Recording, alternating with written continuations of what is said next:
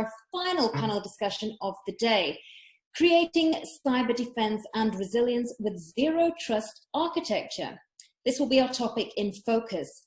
This panel will discuss how to create cybersecurity resilience amid the COVID-19 pandemic. Now, I would like to welcome to moderate the session. We have Khaldun Al-Khaldi, Banking Technology Infrastructure and Security Enthusiast. And to welcome now our esteemed panel. Hisham Mohamed, Chief Information Security Officer for Emirates NBD. We have Dr. Erdal Ozkaya, Regional CISO for Standard Chartered Bank, and Samir Chopra, CEO for RNS Technology. So I now hand it over to you, Khaldun. You have 20 minutes. Thank you, gentlemen. Thank you very much, Kara. Thank you. Sanjay, can you start my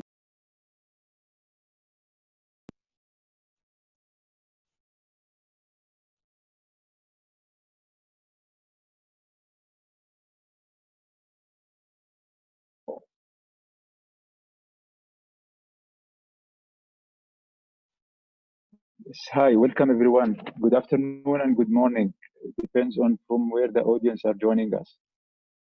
Thank you for joining. My name is Khaldun Al-Khaldi and I'm Banking Technology Infrastructure and Cybersecurity Enthusiast with more than 2 decades of experience.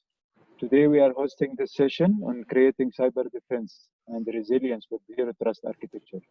We have our esteemed speakers with more than 70 years of collective experience here on this session. We have Hisham Mohamed, Chief Information Security Officer, Emirates NBD.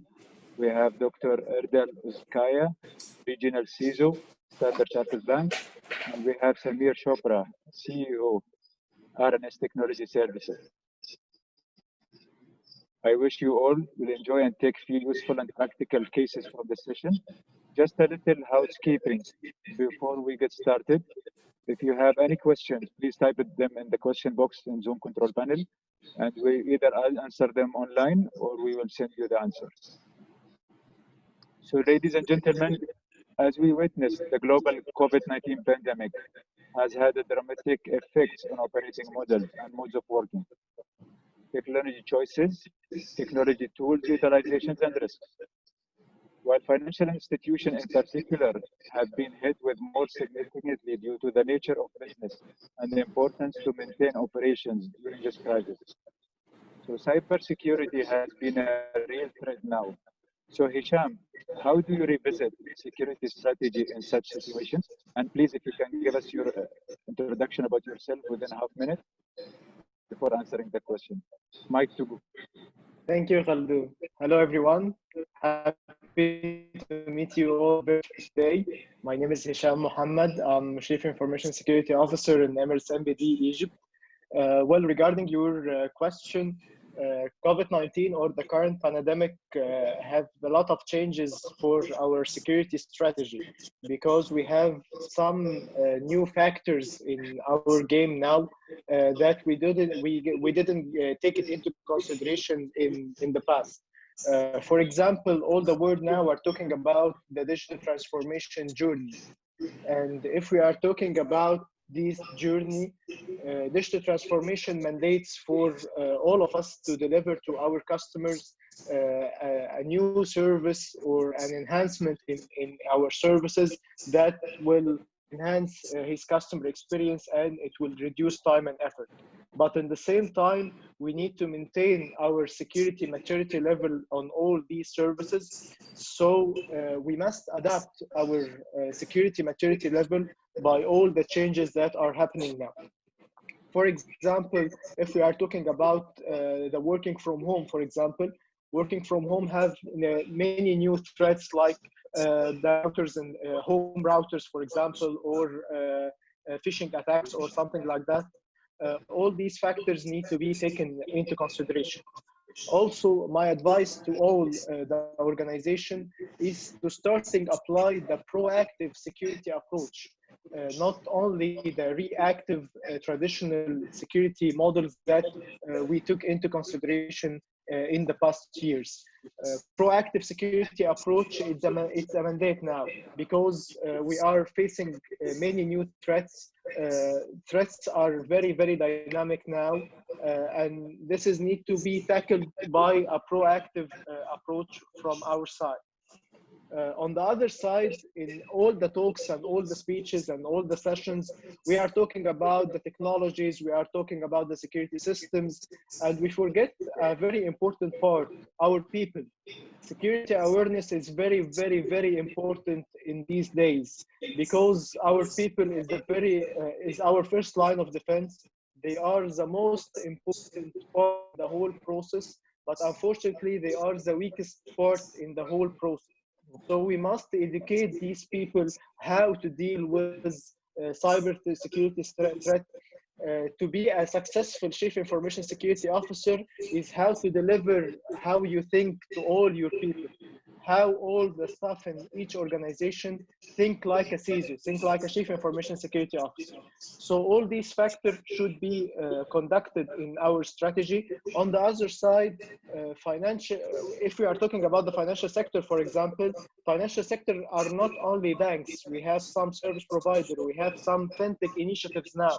If you are talking about Europe region, for example, in the past 2 or 3 months, fintech initiatives have been increased by 72% to cover all the demand in the digital transformation journey.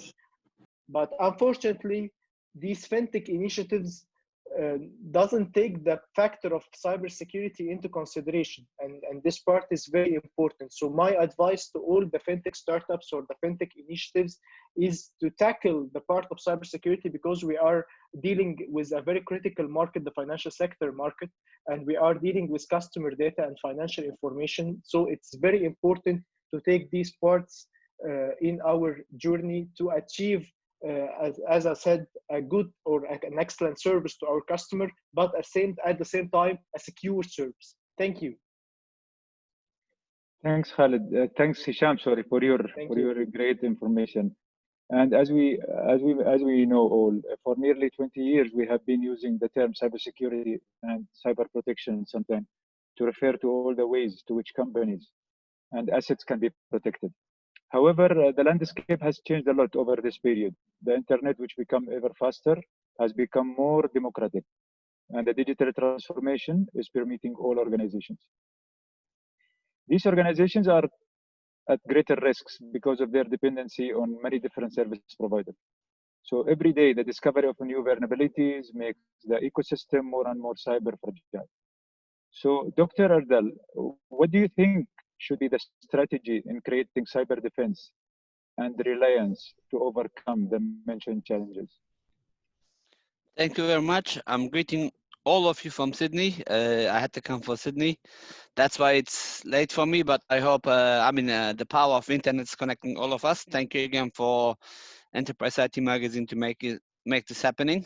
Dr. Ozkaya, working as regional CISO responsible of Middle East Africa, and being a cybersecurity enthusiast, as you can see in my background, trying to share my knowledge. That's me, and we can always connect with everybody else who wants to do so. Great question.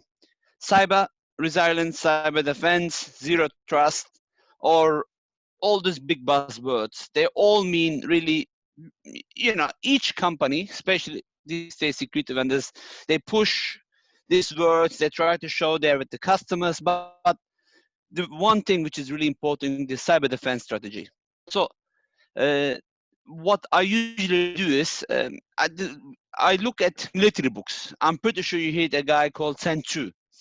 This general was living 500 years before Jesus Christ, so nearly 2,500 years ago, and he wrote a book called The Art of War. There, he said, to win a war, you have to know yourself, but this is not enough. To win a war, you have to also know your enemy, but fortunately, this is also not enough. To win a war, you have to know yourself, know the enemy, and the battleground. So, knowing yourself is knowing your assets, knowing your risk, knowing your technology, knowing your people. Knowing your hackers, you don't know who's going to hack you, right? But these days we categorize hackers in three groups: the activist, the scripteries, and the nation states one. Of course, they have cyber criminals and this and that, but what I recommend here is, again, looking at the real world, living cyber, creating a secure neighborhood. What happened is, at least in Australia, for example, and I know it's in Dubai, by the way, I live in Dubai, I'm just here for a short while. Secure neighborhood means you watch not just for yourself, you also watch for your neighbor. If something happens to your neighbor, you take the alarm button. Now, back to your question, cyber resilience. If I know what's happening to my neighbor, let's assume I don't get well, I don't get along with my neighbor next door. If there is a fire, I better care about this, because this fire might jump to my building, to my unit. So me liking him or her should not mean anything. If I like myself, I have to help the people next to me. So this is exactly what happens. If we watch Microsoft, Symantec, Kaspersky, or Accenture, you named all these big partners, FireEye, Cisco, honestly, they're all great companies. But if we get the intel from them and just read the reports they share all the time, this can help us to know our enemies. And this can help us to create a cyber defense strategy. So what is a cyber defense strategy? I mean, a cybersecurity strategy is a plan for managing organizational security risk according to the risk tolerance that you define. Of course, this is all, I mean, these days I get these questions a lot. What do you do as a CISO? I mean, myself, again, you can see it from my background. I got a PhD. I spoke in many conferences, but for me, when I am in a board meeting or when I meet the regional leadership, I cannot just talk about cyber because they will be lost. I have to talk about the business, the organizational objectives, the goals, and link this to cybersecurity. So building a cyber strategy is fully depending on the business.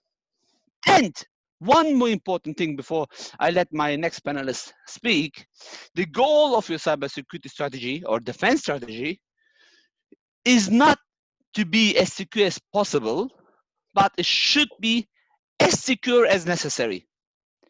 It was mentioned by Hisham. He said, invest in your people. During the conference, Sanjay mentioned it, our vendors mentioned it, they're relying on your partners. It's really important. The previous talk show, for example, if we combine all this together, we can have a cyber security strategy. I hope this answered the question. Thank you very much, Dr. Erdal. And this will take me to the third question, which is also related to the security necessity. So Hisham and Dr. Erdal, and please in 1 minute for each of you, how seriously are you taking the deployment of zero trust architecture in your security apparatus?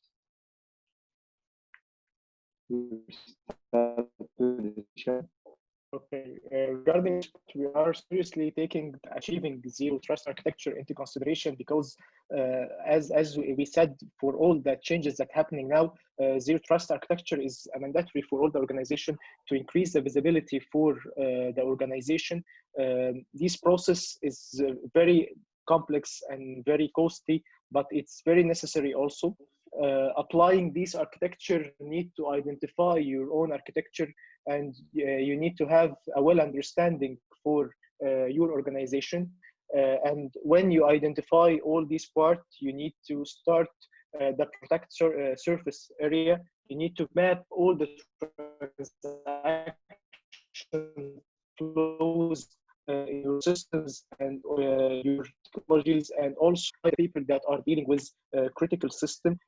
Also, policies and procedures, or the zero trust governance part is very important to have some policies and procedures to govern the zero trust process. And finally, to monitor and maintain these part is very important to ensure that all the things are going well and there is no defect in any of these parts of this process. Thank you. Thank you, Hisham. Dr. Erdal, please. Hisham mentioned it very well, but I want to ask you, dear Khaldun. Khaldun, can you please borrow me $100? We just met, via this conference. We are in the same WhatsApp group. I don't know, maybe you went to my blog or you attended to my speech. Maybe you read my book, but can you borrow me $100? No, until unless I Yes, have a no? trust. No. No. Okay. Not even $10. Okay. Can you borrow me $10, yeah. $10? $10, yeah. Okay. See, That's right. $10, the risk is low. $100, you would think about it. $1,000, hold on, zero trust. Why should you trust me, right? The concept is clear. If the risk is high, you should not trust. Yes. So, I mean, probably with me, thank you for the $10. I really appreciate it. But if we never met, like if someone walks in the street and comes to you, sir, can you give me $10 or $1? Probably we will not give, right? Zero trust. Especially there are so many people that you abusing the system. So when it's come to computers, I mean, I wrote so many books. Hisham talked, or this conference, or the global conference was about so many stuff. So if we cannot trust in real life, how can we trust in the cyber world? Does this answer the question? Exactly. Yes, thank you, Dr. Erdal, and thank you, Sham. And as you both mentioned, and with levels of remote working likely to remain higher than they were pre-COVID-19, organization has to reset some of their protocols and policies around the access management, finding ways to increase flexibility without compromising security. So Samir, Chopra, from your point of view, what one trend which is new and will be relevant in the next days post-COVID-19 from security angle?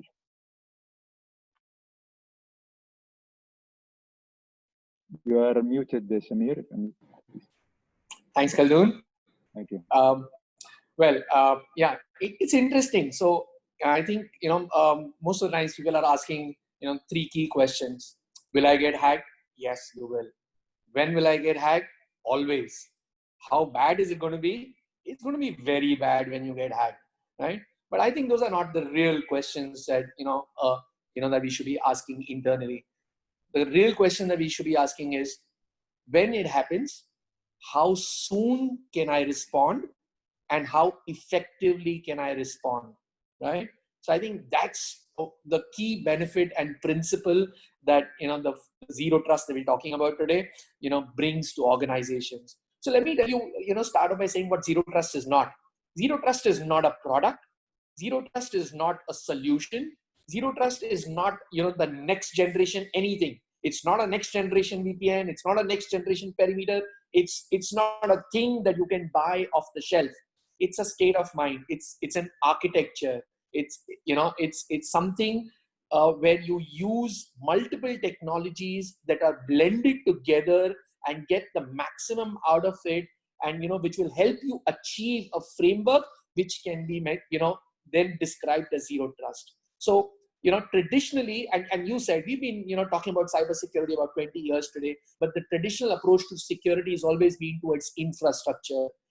So again, when I talk to a lot of organizations, CFOs, CIOs, CTOs, etc., it's what do you protect, right? People used to say a few years back systems, and then network became a safe answer, but it's really about the data, right? So when today custom consumers are bringing in smart devices, they don't even need to use your corporate network, to send your data in and out that you deem confidential.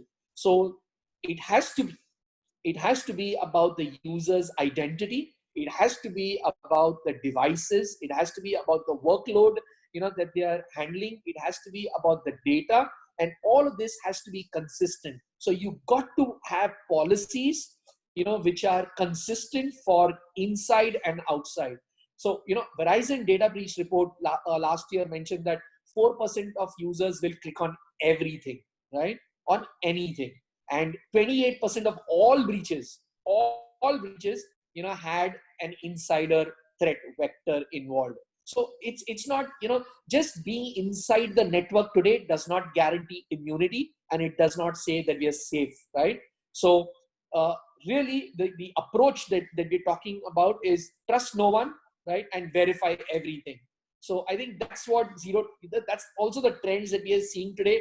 People are beginning to sit up and take notice of least privilege, management. People are beginning and taking notice of identity, which is extremely important, the authorization process, what you have access to, why you have access to, the lateral movements, once you're inside the network, and what all you can gain access to from there. So, simply put, it's a culture of being able to use these blended technologies together to achieve that framework is what we are seeing in the new normal post. Thank you very much, Samir. So, Samir, are you going to borrow me the $100 or not? Sorry, Khaldun. Yeah. Oh, I'm definitely not going to give you $1 also, especially after knowing who you are. Thank you, esteemed speakers, Samir, Chopra, Hisham, Mohamed, and Dr. Erdal. It was a pleasure having you in this session, and thank you for everybody for attending this session. We appreciate you being here. Thanks again for joining us today, and we will see you next time. Assalamu alaikum, and stay safe and stay secure.